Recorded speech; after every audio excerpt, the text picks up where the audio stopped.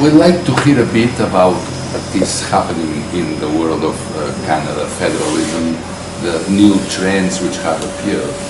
And I seem to understand that there is also a vision of federalism as a way of solving relations between communities, and not simply a matter of states, a matter of Quebec, Ottawa, or whatever. Is it true? That is true. That is correct, and it's a long story because, as you know, the Canadian Federation was the first one to be designed expressly in order to accommodate a national minority. So that kind of diversity. Now we're celebrating the 150th anniversary, so there are lots of talks about Canadian federalism, its origins, and its current challenges. And it's true that some visions oppose. There is one traditional conception of federalism that is defended by some scholars in Quebec, which differs from the one that that's most common and popular in English Canada. But we're moving, I think, in the academia, we're moving beyond that traditional opposition. So basically, many scholars in Quebec think of the Canadian Federation as a way to recognize like two nations, whereas in English Canada the idea of it is a little bit more nuanced and complex. And one of the problems with the former conception is, in my opinion, that it doesn't deal with the historic role of Aboriginal peoples.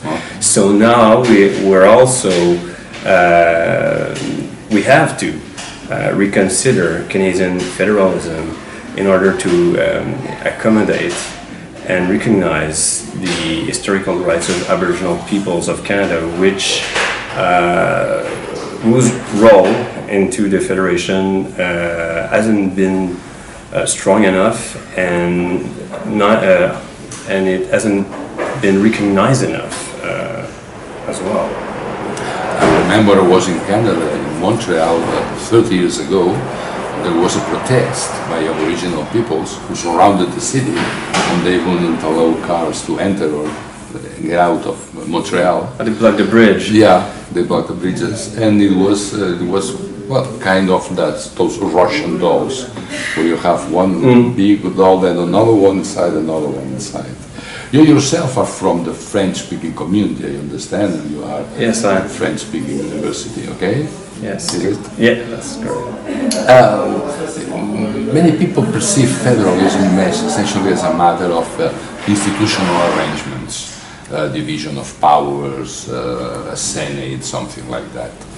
We in Spain have a problem which is both institutional, but also has to do with languages and cultures, in the fact that the most traditional national communities within Spain are distinguished essentially because there is another language which is usually used by the population. This includes Catalonia, the West Country, and Galicia in the northwest of Spain. So this, we share, let's say, we combine the two approaches you have in Canada federalism. We have, or at least we share the two problems, both at the same time institutional arrangement problem and national language issue, let's say, okay? So it's, although the whole country is bilingual in these regions, anyway, it's always one of those dimensions which are problematic. What is the situation in this field now in Quebec, or more generally in other parts of Canada, where there are small spots of French-speaking minorities in other parts of the country?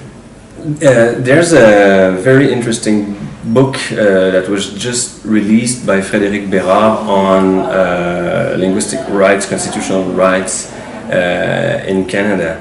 And we have to remind that those linguistic minority rights, which have been constitutional partly in 1867 and partly in 1982, are rights for the French minority in the rest of Canada, as well as rights that belong to the English-speaking minority in Quebec. The thing is, those rights have been put forward much more by French-speaking people outside Quebec, whereas within Quebec, the English-speaking minority has been putting forward the freedom of expression, which is the more general right, forward much more. So we have to understand why that is, why it's asymmetrical like that. So I can't make a very specific comparison with the situation in Spain, but the feeling is that those rights have revealed like not enough for those French minorities outside Quebec. There's a huge disappointment. There are a few cases that went before the Supreme Court of Canada. I remember the Caron case recently, which decided that those historical linguistic rights don't exist in Saskatchewan, for instance. So there's those rights are not equal all over the country. Some of these rights, and that's a problem. So you have New Brunswick, which is an officially bilingual province. You have strong linguistic rights in Quebec. You have strong linguistic rights in Manitoba, but outside those provinces, the linguistic protection is fairly limited. In Spain, we lack general regulation of linguistic laws or linguistic rights. It has been conceived as a local matter. So it's the Catalan Parliament or the Basque Parliament or the Galician Parliament. And it's one of the things we have been claiming for to have a regulation, a general national regulation about linguistic rights of people. For instance, it's impossible to present a form written in Catalan if you are living in Malaga or in Madrid, or on the other way around.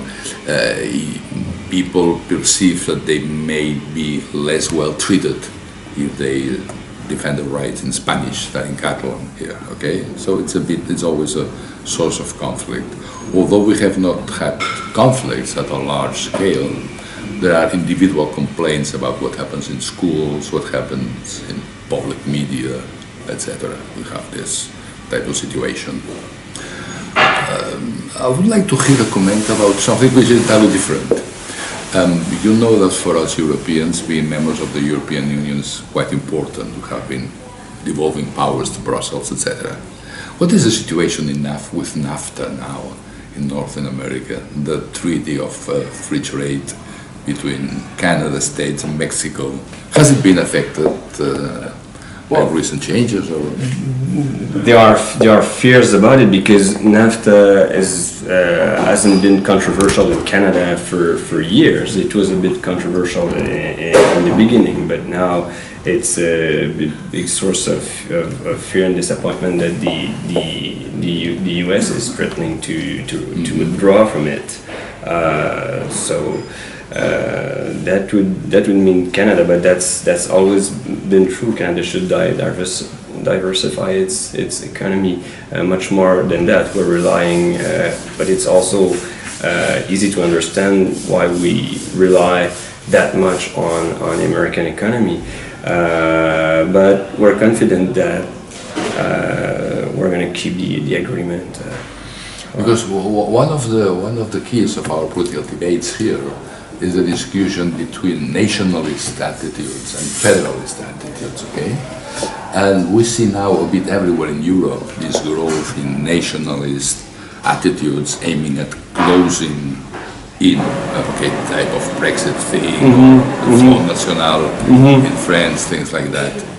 And European Union is perceived as some upper form of federalism too, right? Do you perceive, is it perceived like that in Canada? No, I don't know. I don't think in Canada NAFTA is associated with federalist thinking. No, not really. And when I think of Quebec, which is the province where we can, it's the province where we can find that new populism, nationalism sentiment, but it's not associated with economic integration and stuff. But we've got an interesting case that will be heard by the Supreme Court of Canada, not about NAFTA, but about provisions in the 1867 Constitution that relates to the common national market. So there's a provision in our constitution that says there won't be any tariffs in between the provinces. So trade will be free, interprovincial trade will be free. And there was almost no case on this provision, nothing, no legal commentary, books or articles. But there's that recent story where someone from New Brunswick had bought beers made in Quebec in the province, which was contrary to New Brunswick law, which creates a state monopoly over the sale of alcohol. And he put that provision forward before the court in New Brunswick, and he won his case. So now there are fears in Quebec that the state corporation, Société des Alcools du Québec, which has that kind of monopoly, can no longer operate. We have systems that regulate the supply in many food industry, like maple syrup, for instance, and all of this is threatened by that judgment. So we're about to hear. So here there's a connection between talks over federalism and economic free trade markets and free trade. So there are huge debate because there's an agreement which has no force of law on the interior trade. But now with this case pending before the courts, there might be a legal dimension to obligations the provinces legislatures have in terms of trade. We tend to forget that was one of the main reasons for federalism in 1867 to create a common market. So that has been taken for granted for decades. But now we might be about to discover that it has a legal strength that is much greater than we thought. It's true that there is a difference between even the meaning of the words in Canada and in Spain. You are used to let's say a discussion between two poles, federal or provincial. In Spain we have a triangle discussion, and federalism here sounds as very, very decentralized. Okay, that's different from Canada, I understand. We have centralist, uniform type of old French administrative system, okay? Then we have separatist movements, a minority here and there, and then there is another way, it's sometimes called the third way. It's federalism. some kind of mix of revolution, devolution, recognition of language, rights, etc. Okay? So in order to understand the political debate in Spain, you have to think of it as a triangle. Okay? You have centralist positions and attitudes like the Spanish government today. Mm-hmm. We have independence movements, something like the Catalan government in these days. And then there is a majority in the public opinion, but not really in the political world, aiming at federalism choice. I don't know if that sounds strange to you, coming from Canada, from your own point of view. Not at all, it doesn't, because we had that debate just before federation. There was the idea of what they call at the time a legislative union, which was like the unitary state point of view. You have the Quebec liberals like Henri Dorion, who wanted a very looser union, or something like a real split and division between the two sections of what was United Canada at the time.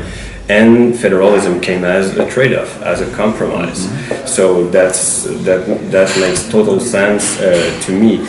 But these days in Canada, no very strong talk of a unitary state would have an appeal. So what we have, of course, the two parts of your triangle. We have secessionist talks in Quebec, but what we most have all over Canada are different visions on federalism, a more centralized one and a more decentralized one, but it's still within the broader frame or scheme of federalism. And what happens at the societal level? I mean, what happens between citizens? You yourself, you're from Quebec and live there. How is everyday life? Do the two communities mix easily? Do people have friends on the other side, let's say? I do. I think, yeah.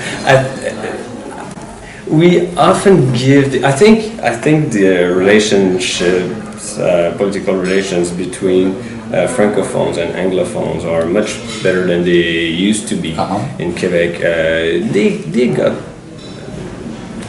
They didn't get violent or stuff, but they got fairly bad in the 1960s, 70s, and 80s, up until the first secession referendum. Now I think they're pretty good, but I'm in Sherbrooke, which is part of the Eastern Townships region, which historically is bilingual. It's become much more much more of a French-speaking region now, but it historically it's been bilingual, and it's got a strong tradition of good and peaceful coexistence between the two groups. The reason why I stress that today is because when we want to give examples of how things can be great and peaceful, and how you can have recognition between communities in Canada, we always give the example of Montreal, but we tend to forget Sherbrooke, for instance. Yeah, the Eastern Townships, and I think that's all the more interesting that there a paper that was just published on Alexander Galt, who was a member of the parliament just before the federation, and it's a historical figure that has been overlooked in Canada. When we talk about the federation, like the fathers of federation, we always talk about Cartier, MacDonald, and we seldom talk about Alexander Galt, which was the thinker of federalism, and he was from Sherbrooke. He was deputy of Sherbrooke, and he gave the most important speech on what was going to be the federation before the courthouse on November 23rd of 1864, so a few years before. So even today, 150 years later, we're still discovering and learning about it, and and I'm not surprised that the idea came from someone from Sherbrooke and the Eastern Township, because as an English speaker from the Eastern Township, so he was member of the English minority in Lower Canada, which was going to become Quebec. So he could speak both as a Lower Canadian and as an Anglophone. So he could speak from the English majority perspective, he could speak from the Quebec minority perspective, and he could speak in the name of the English minority within Quebec. So that's no surprise that he was the one who really conceived of the project as the only way out. It's quite interesting, because that discussion took place at the same time that the United States were having their secession, their civil war. Exactly, and he forecast that he knew so before the Civil War he knew something wrong was happening with the U.S. Federation, because the official history is that after the Civil War, the fathers of Federation wanted a more centralized union. But the thing is, Alexander Galt had the idea of a stronger union before the Civil War, because he knew something like the American Civil War might happen. And he met with Lincoln.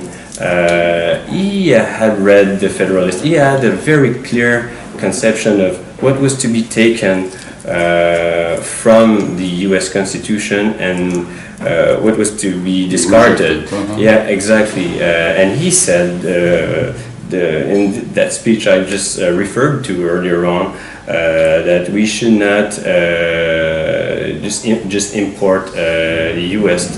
Federalism.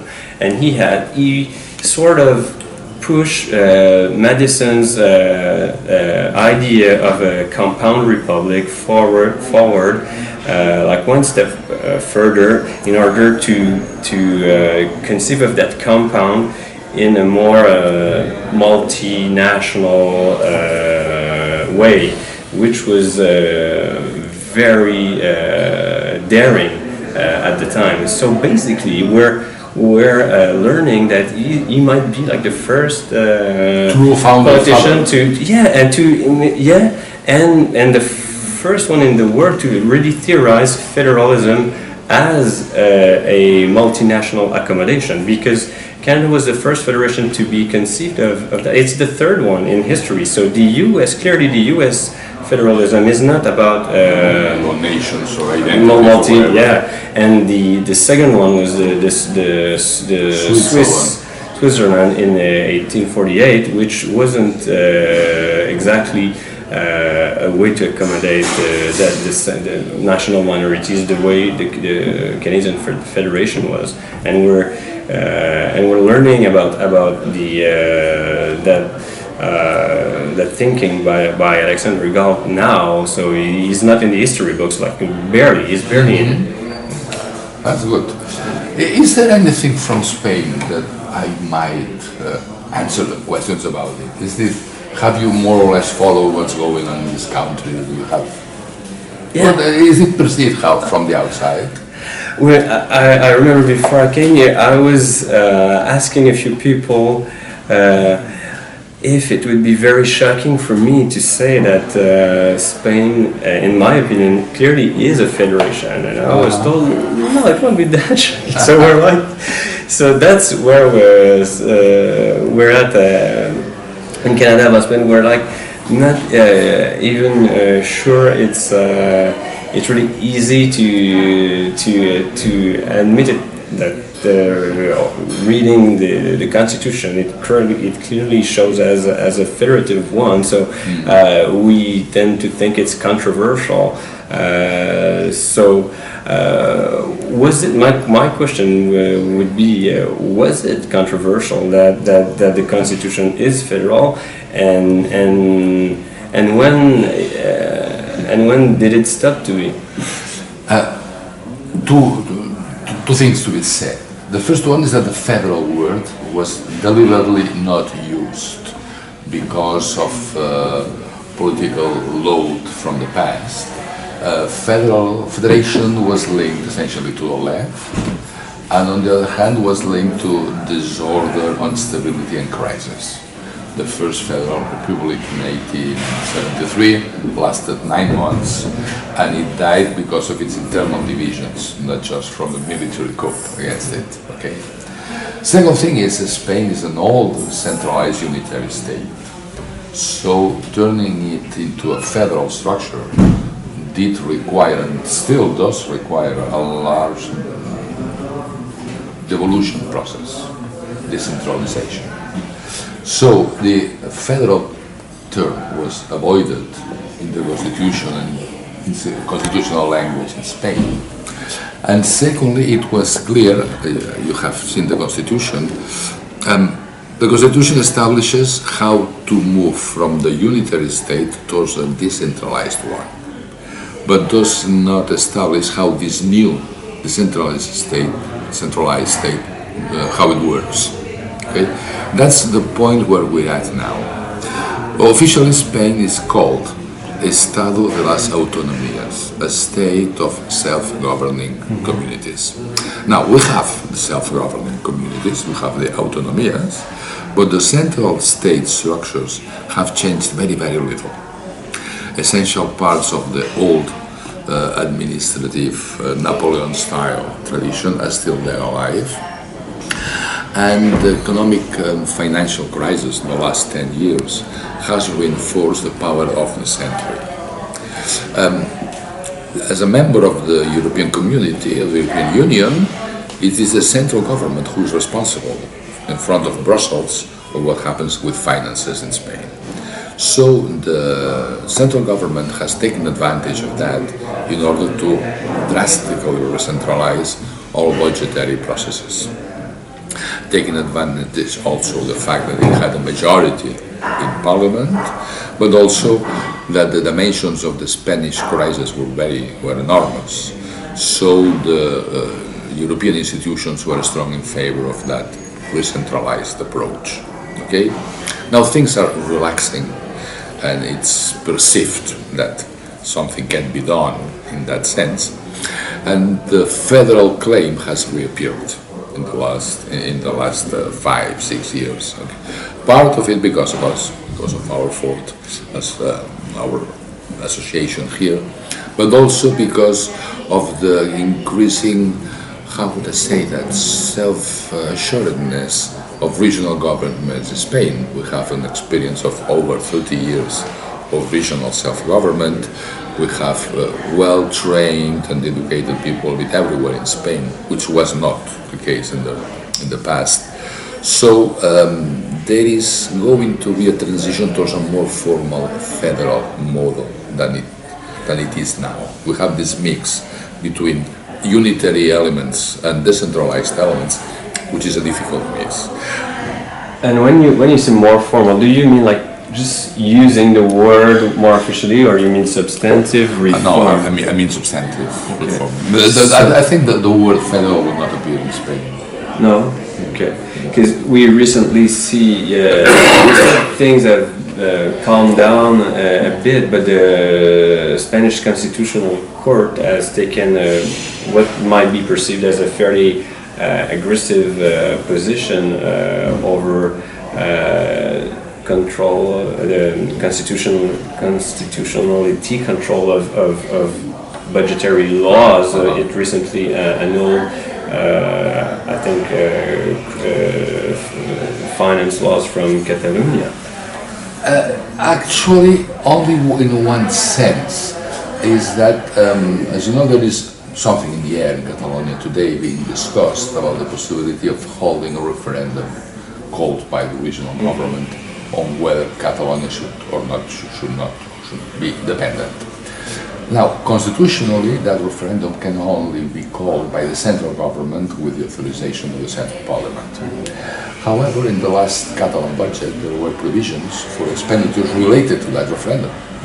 And that's when the Constitutional Court said that could not be acceptable today. That could only be acceptable if there was a change in the Spanish law regulating referendum, which is something that the Constitutional Court did not reject.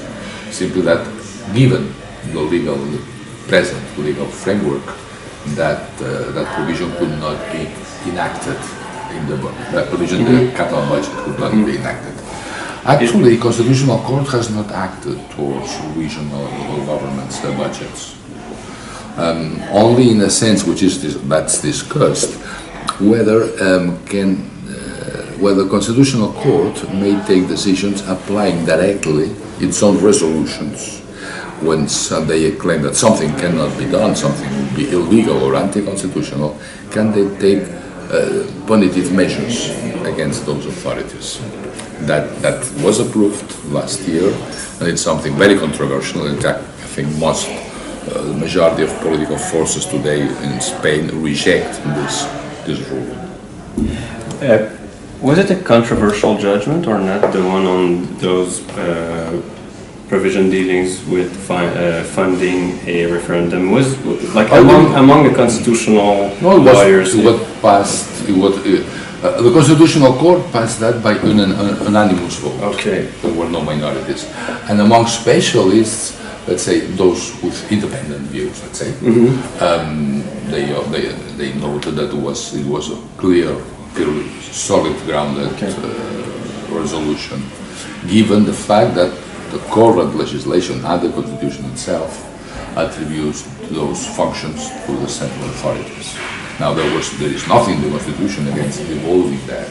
Okay. From a comparative perspective, maybe that judgment will be interesting to us because we have what we call the spending power,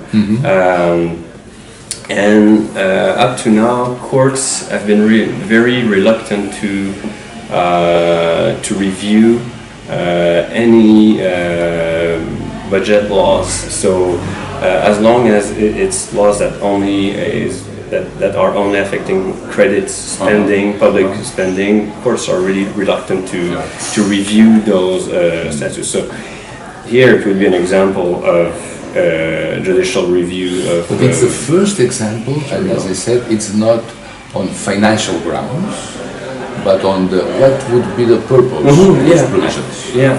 And that can be discussed in itself. That was new, that had never happened, because as you said, also in Spain, financial matters, budgetary matters are never discussed. Yeah, but that is exactly what many constitutional experts say in Canada. They say courts should look at the purpose of the planned spending and allow themselves to review it and to control the federal spending power, for instance. They say it's possible, courts could do that, and I think maybe that judgment is an instance of that, is an example. The defending argument by the Catalan government was that that provision was approved just in case there could be an agreement between the Catalan government and the central government in order to have that referendum.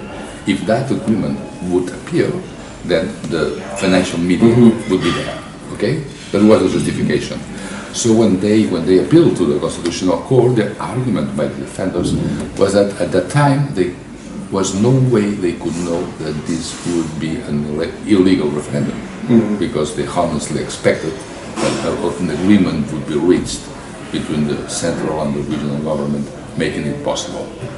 Of course, here the recent Scottish case was very present, of course, given that the proposal by the Scottish Parliament was approved by the House of Commons. Yeah, that was probably that's probably that's a standard or one of the best practices when both agree on terms. So that's controversial in Canada. That won't happen. That will not happen in Canada? Yeah, I don't think that would happen, but I think it's clearly the better way to hold a referendum when we agree on terms. Yeah.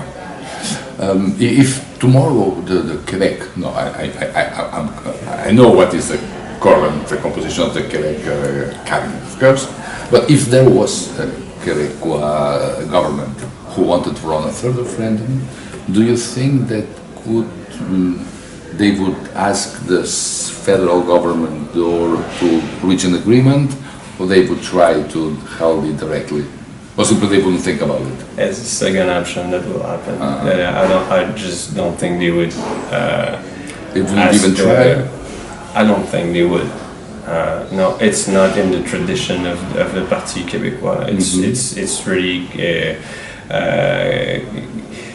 conceived of as like the future of the Quebec people in the Parti Québécois discourse is the prerogative of what they say is the Quebec people. They even use the notion, the concept of pouvoir constituant, like they're referring to like political, not legal power of the Quebec people to determine its future. So it's really contrary to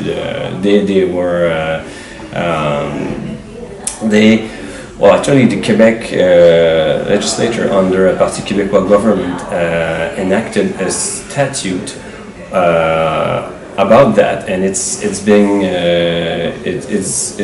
challenged in court.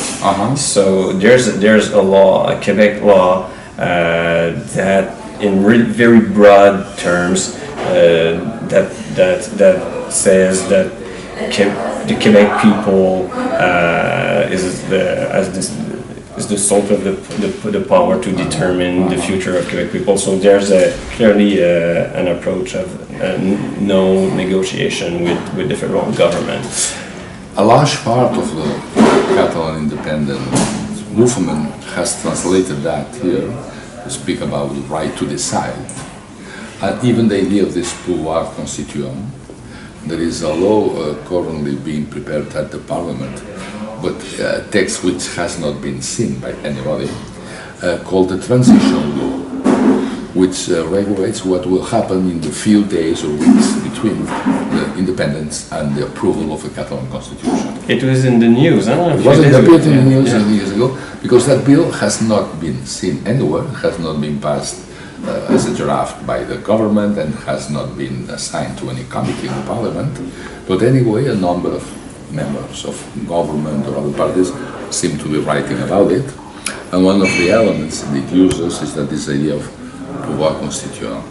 The Catalan Parliament will not be, let's say, bound by any previous legislation, constitution, or statute of autonomy. They could start from zero and start a new structure. The argument for not showing the bill is that we don't want to give arguments or opportunities to the central government to take it to a constitutional review at the Constitutional Court, but that runs against the general discourse of openness, transparency, bottom-up process, etc. It's something which is very, very controversial if you have seen the newspapers in the last days. Well, I'm not against Spain comparing or importing ideas from Canada, but I think on this issue,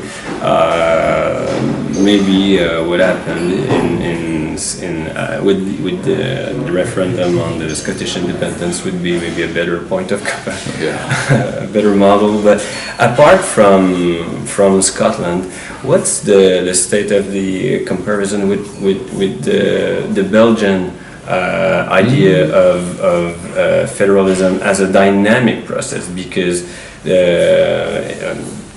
just like Spain, the decentralization process, the federalism or state autonomy is more the result of a dissociative process as opposed to a federalism of association, like in the US or Canada. So don't you think Belgium would be a great Actually, example? almost no attention has been paid in Spain or in Catalonia to the Belgian case. I think essentially for one reason, because Belgium is a society divided in two. So what may work for that society, which is a bilateral agreement between Flemish and Walloons, would not work as such in Spain, because it's a larger country with an enormous amount of communities and 3, 4, 5 cultural and language communities within.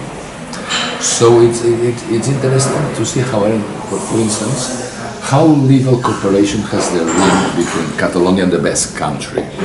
Seen from far away, you would think that they are more or less share similar problems, so they could cooperate in order to work a joint solution, and actually they have always rejected that. Each one of them has tried to make it its own way with Madrid, given that the regionalist parties in both regions have members of parliament, in central parliament, and sometimes their vote has been decisive for making up, for instance, a majority in the central parliament. But they have never worked together in that. They thought that if there's something to be won and we are two to share, I will have to give something to my partner. So I'll try to make the most for me. Okay. What's interesting now, the idea of the Belgian reference is very interesting because, and that's something implicit in federalist proposals in Spain, not aiming to find a final solution to the problems, but establishing a good starting point to be able to discuss problems in a relational and civilized manner. It's what we are lacking in Spain, and what the Belgians have established. The last reform entered in force in 2015, I think, 2 years ago, and it's moving on pretty well. And actually, you don't hear much secessionist claim in Belgium nowadays, because the two communities are completely self-government and they are perfectly satisfied for today. Within 5 or 10 years, something new will appear, and they have the possibilities and the instances placed to see it and discuss.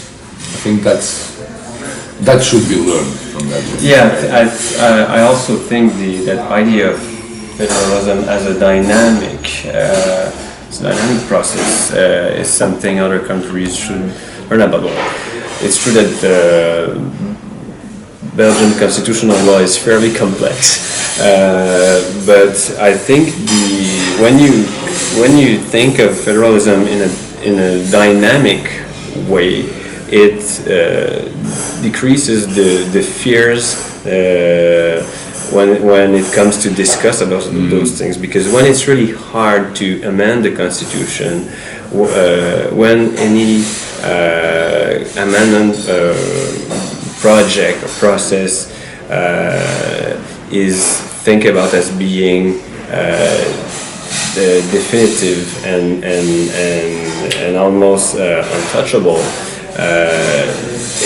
things get tensed and it's hard to discuss. So I think conceiving of federalism in a dynamic way can smooth things a little bit and calm people down. I think it's a splendid point to put an end to this conversation. Thank you. You have a long day ahead, so I would suggest to stop here. Thanks for having me. And okay, we'll meet again.